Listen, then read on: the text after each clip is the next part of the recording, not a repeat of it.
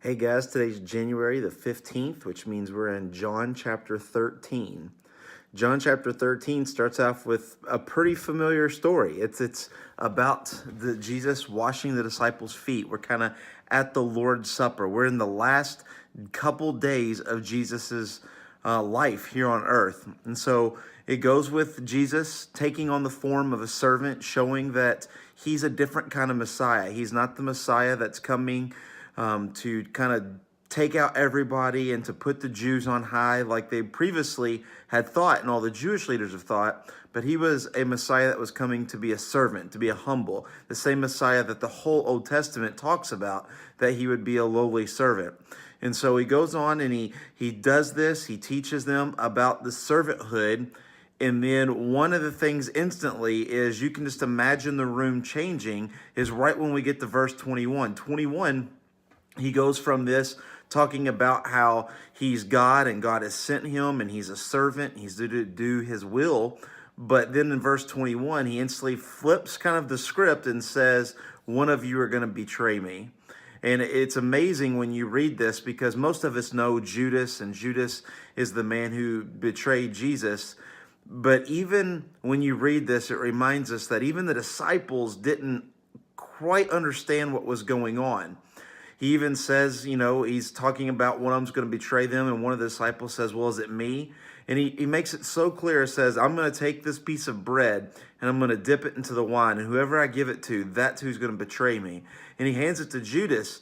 And in John records that they're not even sure what was going on. They thought maybe because he kept the money bags and he needed to go buy some things, or maybe he needed to give some money to the poor, and that's why he left. But it says that Jesus gave him that, and he left. And so Judas, we know now on this side of the cross that he was going to get his pieces of silver to betray Jesus, to tell the Pharisees and the Jewish leaders where he was at.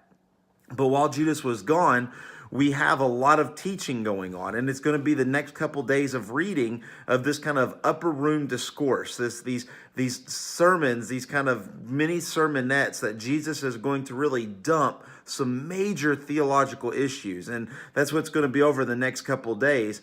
But we start off with what we call the new commandment. Jesus is really summing up the whole kind of this discourse that's coming on.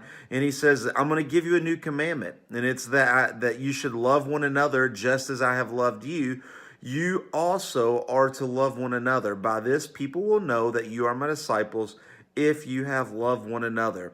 Jesus is going to take the next couple of chapters and really kind of break down some major doctrine, some major theological issues that he wanted to tell the disciples before he was to die. But he sums it up right here, John chapter 13, and says it's all about love. If you love other people, it's going to give you the platform as disciples to share my gospel, to share God's story, because love is what sets Christians apart from everybody else. And it's such a great reminder. And then even after this kind of love, this new commandment to remind them to love, he ends chapter 13 with this idea of Jesus foretelling Peter's denial. And we kind of have this kind of a major kind of all these kind of things coming up at the very end.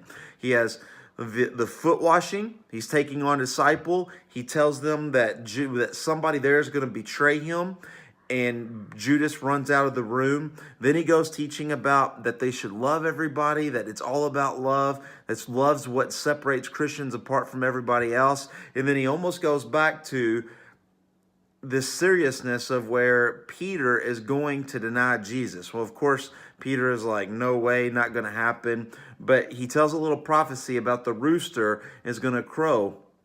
He's going to deny him 3 times for the rooster crows. So we're setting the scene for the next couple days of readings that's literally going to happen in just a few hours of real time.